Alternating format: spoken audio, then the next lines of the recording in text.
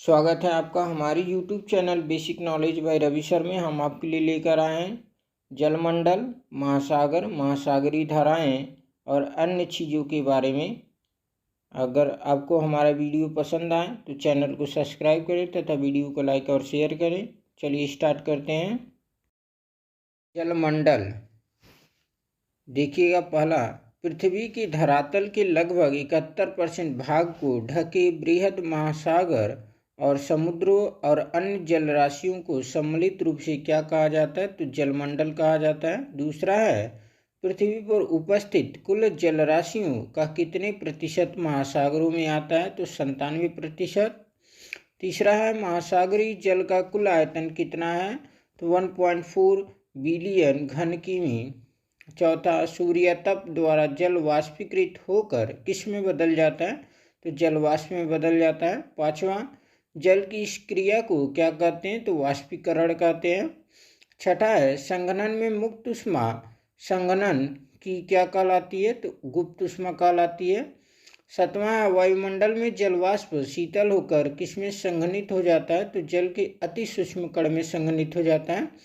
आठवां है, जल की इन सूक्ष्म कणों से किसका निर्माण होता है? तो बादल का निर्माण होता है। नौवां है, जलमंडल, वायुमंडल और स्थल मंडल के मध्य जल के परिसंचरण को क्या कहा जाता है? तो जल चक्र कहा जाता है। 10वां, किसी वायु के निश्चित आयतन पर उसमें उपस्थित आर्द्रता की मात्रा क्या कहलाती है? तो निरपेक्ष आर्द्रता कहलाती है। 11वां है, किसी निश्चित ताप पर एक निश्चित आयतन वाली वायु राशियों में आर्द्रता का सामर्थ्य तथा उसमें उपस्थित जलवाष्प की वास्तविक मात्रा के अनुपात को क्या कहते हैं? तो सापेक्ष आर्द्रता कहते हैं। 12वां है, वायु में पाए जाने वाले वाष्प के भार और आर्द्र वायु के भार के अनुपात को क्या कहते हैं? तो विशिष्ट आर्द्रता कहते हैं। 13वां है, रात में ठंडे धरातल के संपर्क में आने वाली वायु की आर्द्रता के कण पेड़ पौधों, धरातल तथा अन्य वस्तुओं पर जल बिंदु के रूप में बैठ जाते हैं। इन बिंदुओं को क्या कहते हैं? तो इन बिंदुओं को हम ओस कहते हैं।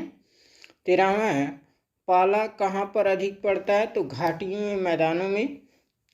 14वां, महासागरों से वायुमंडल में, फिर वायुमंडल से स्थल मंडल में तथा स्थल मंडल से पुनः महासागरों में जल के सतत परिसंचरण क्या कहलाते हैं? तो जलीय चक्र कहलाते हैं। 15वां है, धीरे धीरे जमीन के अंदर रिसने वाले जल को क्या कहते हैं? तो भूमिगत जल कहते हैं। 16वां, जल इस प्रकार जमीन के अंदर रिसने की प्रक्रिया क्या कहलाती है? अंतः स्पंदन कहलाती है। 17वां है, चट्टानों की जल धारण करने की क्षमता किस पर निर्भर करती है? तो रंध्रों के आकार पर निर्भर करती है। रंध्र अर्थात चट्टानों के नीचे जो छेद होते हैं उसी को बोलते हैं। 18वां है, चट्टानी पदार्थों के दो गुण कौन से हैं? तो सरंध्रता और पारंगमता।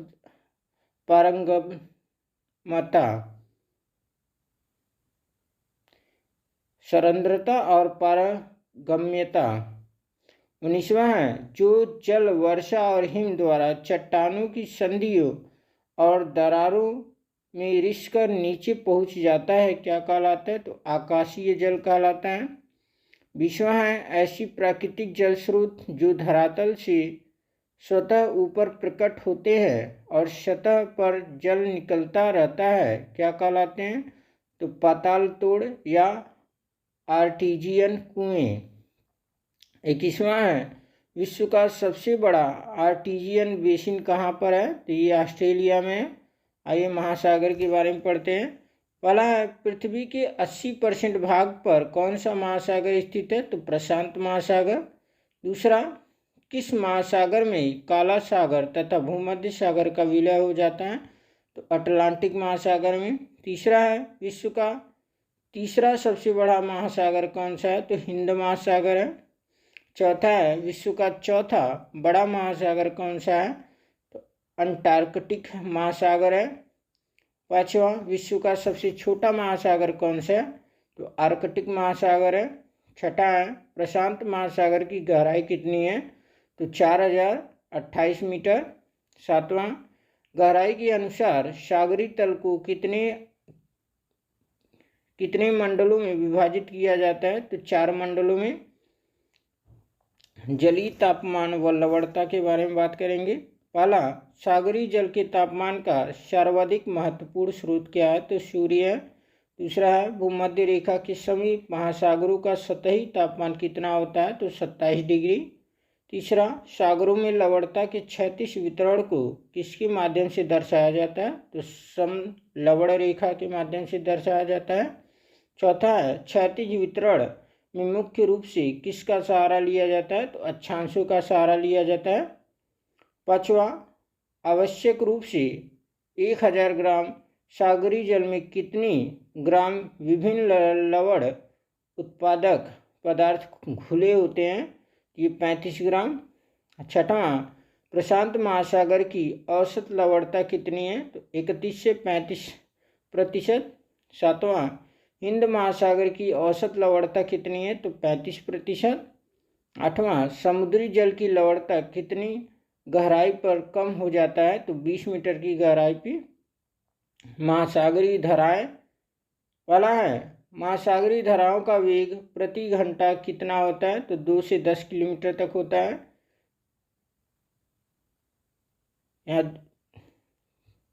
अगला देखिएगा, महासागरीय धाराएं कौन सी है, क्यूरोसियो, पेरू और बेंगुएला। चौथा देखिएगा, महासागरीय विशाल धारा कौन सी है, तो गल्फ स्ट्रीम। पांचवा, गर्म और ठंडी महासागरीय धाराओं की मिलने की जगह पर कौन सी घास पैदा होती है, तो प्लैंकटन होती है। छठा है प्लैंकटन की बहुतायता किसको जन्म देती है, तो मछलियों को। सातवां है कौन सा बंदरगाह अटलांटिक प्रवाह के कारण वर्ष भर खुला रहता है, तो रूस का मुर्मस। विश्व की प्रमुख जल संधियाँ, पहला, भारत एवं श्रीलंका के बीच कौन सी जल संधि है, तो पाक जल संधि है।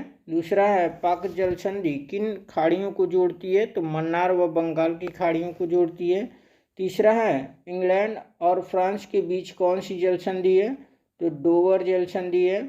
चौथा, डोवर जल संधि किन सागरों को जोड़ती है, तो इंग्लिश चैनल और उत्तरी सागर को जोड़ती है। पांचवा, अटलांटिक महासागर और भूमध्य सागर के बीच कौन सी जल संधि है, तो जिब्राल्टर जल संधि है।